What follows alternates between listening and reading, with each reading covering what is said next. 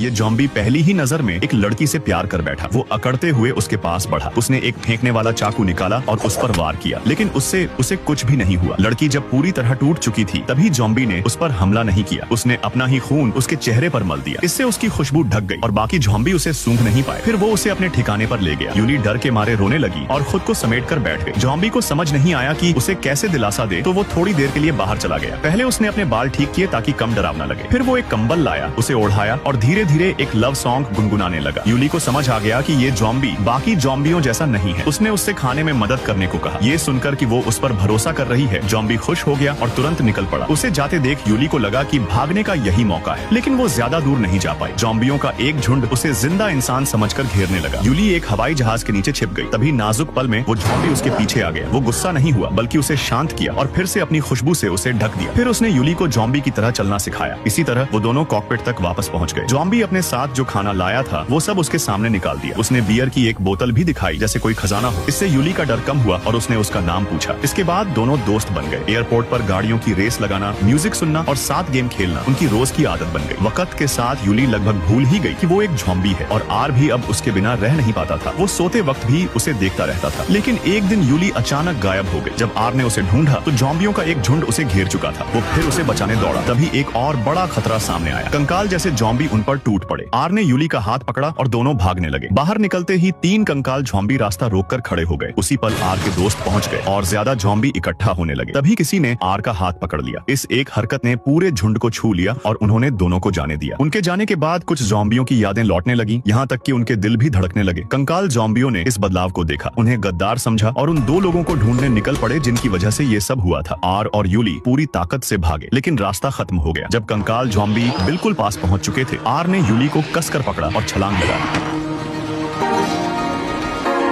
मौत को छूकर निकलने के बाद दोनों ने जोश में एक दूसरे को चूम लिया। उसी पल आर की आंखों की पुतलियां बदलने लगी। तभी अचानक एक गोली उसे लगी। सेना उन्हें ढूंढ चुकी थी। यूली तुरंत आर के सामने खड़ी हो गई उसे बचाने के लिए। और तभी उसे एक चौंकाने वाली बात समझ आई। आर के शरीर से खून बह रहा था। वो अब जॉम्बी नहीं रहा था, वो फिर से इंसान बन चुका था।